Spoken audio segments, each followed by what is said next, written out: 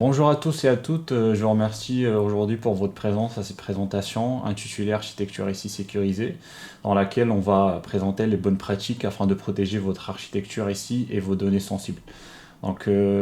Les bonnes qu'on va présenter aujourd'hui dans cette présentation sont au format des chantiers de cybersécurité qu'on a identifiés lors d'un audit et d'une prestation pour un client sur une mission d'accompagnement de l'implémentation de mesures de sécurité dans l'architecture ici. Je me présente tout d'abord. Je m'appelle Mehdi Alouakwak, je suis ingénieur pentest et audit sécurité chez 247. Je suis responsable du développement de l'activité conseil chez SSL 247. Je suis aussi passionné par la cybersécurité technique organisationnelle. Donc j'ai commencé par faire beaucoup de missions techniques sur la partie test d'intrusion, mais aussi des missions de diagnostic sur la partie audit et accompagnement cybersécurité. Je suis aussi certifié OSCP ISO 27001 auditeur. Donc pour présenter un peu le contexte de cette présentation, j'ai choisi deux exemples d'attaques qui ont fait le buzz pendant cette année. Commençons par la première attaque, Colonial Pipeline, qui est le plus grand pipeline de carburant des États-Unis, qui a subi une attaque qui a mis hors service son activité. Et c'était le résultat d'un seul mot de passe compromis. Colonial Pipeline a payé une rançon de 4,4 millions de dollars. Un autre exemple qui est GBS qui est le géant mondial de la viande, qui a été aussi victime d'une cyberattaque en fin 2021 et qui a fini par payer une rançon de 11 millions de dollars suite à une attaque. La différence entre JBS et Colonial Pipeline, c'est que JBS, au moment du paiement, la grande majorité des installations de l'entreprise étaient opérationnelles, mais ils ont dû payer cette rançon car ils voulaient veiller à qu'aucune donnée ne soit exfiltrée. Quelques chiffres par rapport aux cyberattaques durant cette année 2021 et 2020 suite à la pandémie de Covid-19. Selon le cabinet Wavestone, on a 20% des entreprises attaquées qui payent une rançon pour tenter de récupérer leurs données. Selon l'ANSSI, les entreprises françaises aussi sont de plus en plus souvent victimes de ce type d'attaque visant à leur soutirer une rançon. En seulement un an, ils ont augmenté de 255%, passant de 54 attaques rapportées en 2019 à 192 attaques en 2020. Notre étude de cas, qui est une entreprise à nous qui nous a mandaté pour faire un audit de diagnostic sur les mesures de sécurité implémentées sur son architecture qui a subi une attaque par rançongiciel, paralysant toute la production et forçant aussi un arrêt complet de son activité. Elle était contrainte à payer la rançon et elle nous a mandaté pour un audit afin de proposer des chantiers SSI pour sa nouvelle architecture ici. L'absence de mesures de sécurité, comme on voit sur ces trois exemples, l'absence des mesures de sécurité technique et organisationnelle expose toujours les entreprises à un risque d'attaque causant des dommages considérables, voire irréversibles. Concernant les objectifs et les enjeux, la politique de SSL 247 sur cette activité de conseil en cybersécurité propose et permet aux entreprises d'avoir et de faire un état des lieux des mesures de sécurité implémentées actuellement sur leur infrastructure, disposer de recommandations et proposer plutôt des recommandations et un plan d'action afin d'améliorer la sécurité de leur architecture ici. Et enfin, maintenir la sécurité et être sensibilisé sur les risques liés aux cyberattaques. Le but de cette présentation, c'était étudier notre cas et proposer un plan afin de mieux accompagner notre client à mettre en place la sécurité dans sa nouvelle architecture ici. On a proposé une démarche à trois grandes étapes, commençant par le fait de diagnostiquer, qui consiste à analyser l'existant et identifier les non-conformités dans son architecture SI actuelle qui s'est fait attaquer. Deuxièmement, accompagner, c'est-à-dire proposer un plan d'action avec des chantiers de sécurité à mettre en place sur le court et le long terme. Et enfin, maintenir ce niveau de sécurité par la réalisation d'un red team dans le but de simuler une vraie attaque sur la nouvelle architecture actuelle et évaluer le nouveau risque de sécurité. La démarche, c'est accompagner notre client à mettre en place les bonnes pratiques de sécurité dans sa nouvelle architecture ici afin de se protéger d'une prochaine attaque et surtout minimiser l'impact et éviter de payer la rançon. Donc je vais commencer l'étude de cas qu'on va présenter pendant cette présentation. Donc commençons déjà par le chemin d'attaque. Suite à la réponse à incident, nous avons récupéré les éléments qui ont causé cette attaque sur l'architecture de notre client. Donc au début, je vais présenter brièvement les étapes que l'attaquant a suivies afin d'attaquer l'architecture ici de notre client. Donc au début, c'était le RDP exposé sur Internet. Donc suite à la décision du confinement en mars 2020, donc l'administrateur système a ouvert un service RDP sur Internet. Après un scan massif par un attaquant sur les ports RDP exposés, et on sait que les ports RDP étaient la cible préférée, privilégiée des attaquants pendant cette période. Il a pu récupérer le mot de passe et le mot de passe du compte administrateur local qui était actif sur la machine. Ensuite, il a élevé ses privilèges sur le domaine en lançant l'outil Mimikatz pour récupérer les mots de passe stockés dans la mémoire. Parmi les mots de passe, il y avait le mot de passe de l'administrateur de domaine en clair sur la machine.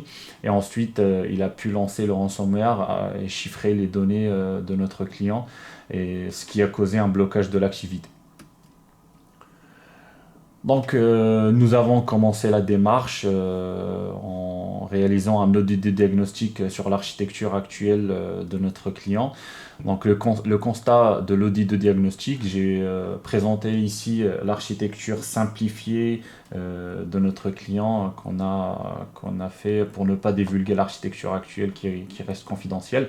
Donc, son architecture a été basée sur un pare-feu corde réseau avec deux zones, une zone DMZ pour les services accessibles depuis l'externe, notamment Reverse Proxy, un service messagerie et des services web, et aussi le réseau interne avec des serveurs physiques ESXi et des postes utilisateurs et des machines virtuelles sur les serveurs ESX.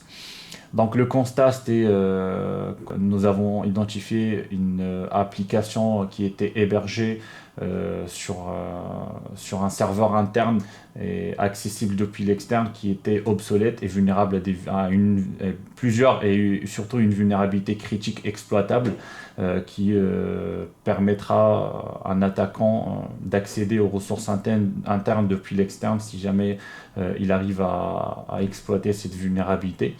Ensuite, nous avons constaté qu'il y avait aucune segmentation sur les réseaux internes. Donc on avait un réseau à plat et toutes les communications étaient possibles entre les différentes machines et serveurs depuis l'interne. Nous avons aussi identifié plusieurs machines obsolètes sur le réseau interne, notamment des machines Windows vulnérables à des vulnérabilités critiques, notamment la MS17010 et Zero Logon sur le DC. Aussi, nous avons identifié une politique de mot de passe très faible avec une politique de 4 caractères et sans expiration de mot de passe qui a permis à l'attaquant de brute forcer le compte administrateur local et récupérer un compte administrateur local et pouvoir se connecter sur le serveur. Nous avons aussi constaté une absence de supervision sécurité réseau, c'est-à-dire il n'y avait aucune supervision sécurité. Pas d'IDS, pas d'IPS ni d'EDR sur le réseau, et aussi pas de monitoring qui permet de remonter les alertes d'intrusion sur le réseau aussi. Et enfin, une politique de sauvegarde non optimale en interne, car notre client avait une politique qui existait. Par contre, elle n'était pas optimale car il y avait l'absence d'une politique externe et politique de sauvegarde externe.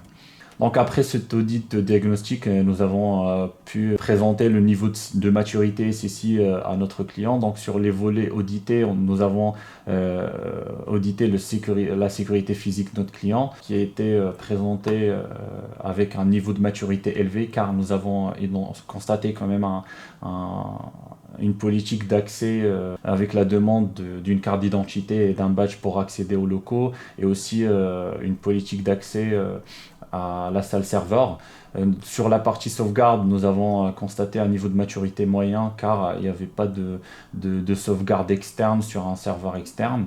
En ce qui concerne les autres volets audités, notamment l'exploitation et l'administration SI, nous avons constaté un niveau de maturité faible, car il y avait l'absence d'une politique politiques d'administration ici, surtout notamment les tâches d'administration en interne ou en externe, qui n'étaient pas sauvegardées ni documentées. Sur la partie segmentation et sécurité réseau, donc comme j'ai précisé avant, il y avait, nous avons constaté que c'était un réseau à plat sans segmentation, donc avait un niveau de maturité faible. Et sur les deux derniers volets, notamment la supervision sécurité et le PCA-PRA, donc nous avions constaté l'absence de ce volet, surtout sur le plan de continuité et de reprise d'activité qui était absent et qui ne permettait pas la reprise et la continuité d'activité de notre client.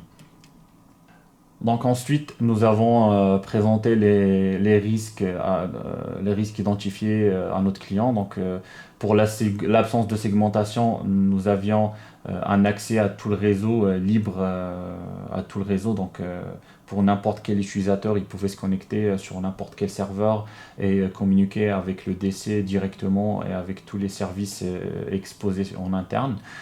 En ce qui concerne le manque de supervision de sécurité, donc il n'y avait aucune détection active d'intrusion sur le réseau. Et aussi le dernier point, c'était le point critique avec l'absence de mise à jour des machines Windows dans le parc informatique qui permettait une exploitation des failles critiques connues sur le réseau.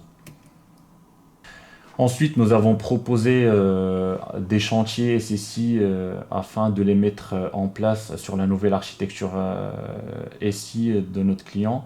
Donc, quand on dit un chantier, c'est une action assez lourde à appliquer, mais ayant un impact extrêmement important sur le niveau de sécurité.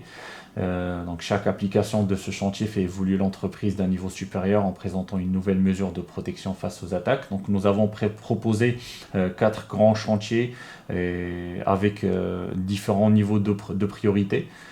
Pour le premier chantier, c'était la création des zones de sécurité hétérogènes et segmentation des zones réseau avec un niveau de risque critique et une complexité assez importante par la mise en place de plusieurs sous-réseaux et un filtrage entre les VLAN et les sous-réseaux en interne.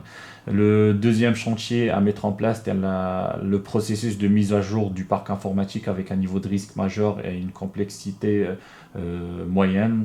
Le troisième chantier, c'était implémenter et pérenniser une supervision sécurité avec un niveau de risque majeur et une complexité moyenne aussi. Le dernier chantier, c'était la mise en place d'un plan de reprise et continuité d'activité, un PRA-PCA, en interne, avec un niveau de risque majeur et une complexité importante. Donc je vais commencer par présenter les chantiers que nous avons proposés à notre client pour les mettre en place sur la nouvelle architecture ici. Et en parallèle de ces chantiers, nous avons aussi remonté plusieurs mesures de sécurité à mettre en place afin de compléter ces chantiers de SSI à mettre en place. Donc le premier, c'était la création des zones de sécurité hétérogènes et segmentation des zones réseau, car il est primordial de mettre en œuvre une architecture réseau segmentée et filtrée afin de protéger les composants et les données du système d'information. De ce fait, cela compliquera la tâche à un attaquant ayant besoin de rebondir d'un serveur à un autre pour effectuer un déplacement latéral. Ça va aussi augmenter la probabilité de détection d'un attaquant dans le cas d'une présence d'une architecture de supervision sécurité en interne. Et ça va éviter les erreurs potentielles des employés accédant à des services qui ne sont pas censés être à leur disposition. Donc pour ce chantier, nous avons proposé une architecture simplifiée. Donc nous avons gardé le pare-feu en corde réseau avec l'utilisation de 5 zones prioritaires, voire 6 zones avec la DMZ. Donc pour la première zone, ça sera la zone utilisateur qui va contenir que les postes utilisateurs et qui va avoir un accès à Internet en sortie. Ce filtrage sera fait sur le pare-feu directement afin d'assurer cette politique d'accès en interne sur le réseau. La deuxième zone, ça sera la zone d'administration. Seule cette zone va avoir accès aux interfaces d'administration en interne et aussi l'administration de l'hyperviseur, le SXI. Cette zone ne va pas avoir accès à Internet afin de limiter les risques liés à l'exposition et l'utilisation d'Internet dans cette zone. Zone infrastructure, elle va contenir l'Active Directory et les serveurs gérant l'infrastructure, par exemple antivirus. Zone de sauvegarde qui sera accessible depuis le réseau d'administration et utilisée pour gérer la partie sauvegarde.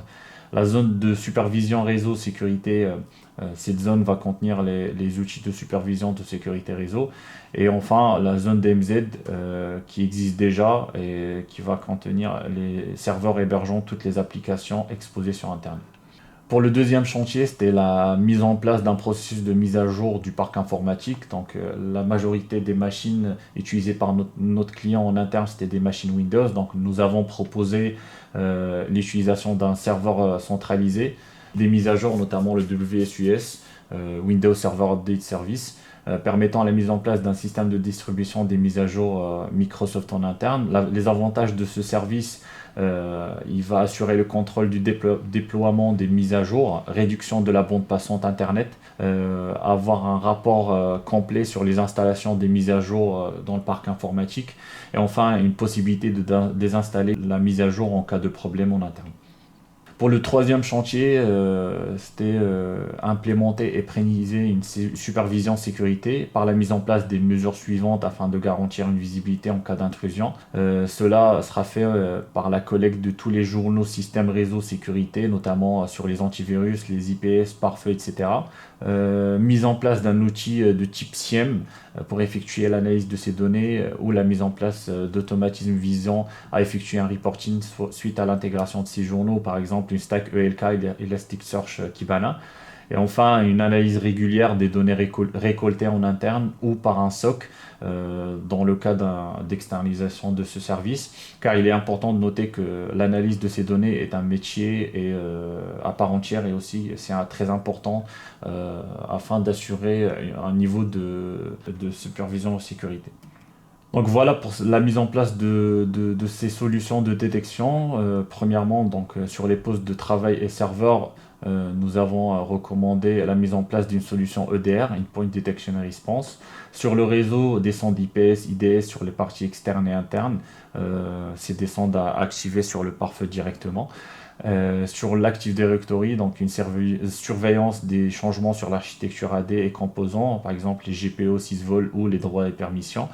Des outils de détection automatique d'incohérence, l'utilisation des outils automatiques afin d'avoir un rapport sur la configuration de l'AD, notamment un pin castle, et enfin des alertes et modifications de la structure de l'AD. Pour le dernier chantier, c'est la mise en place d'un plan de reprise et de continuité d'activité, un PRA-PCA, car en cas de désastre majeur, un plan de reprise et continuité d'activité doit absolument être présent afin d'assurer le maintien du service physique. Ceci permet d'assurer une disponibilité en cas de dysfonctionnement sur un site ou un événement majeur. Ce plan doit avoir un comité dédié et son rôle sera la répartition des ressources nécessaires au personnel concerné, comité de planification chargé de surveiller la conception et la mise en œuvre de ce plan.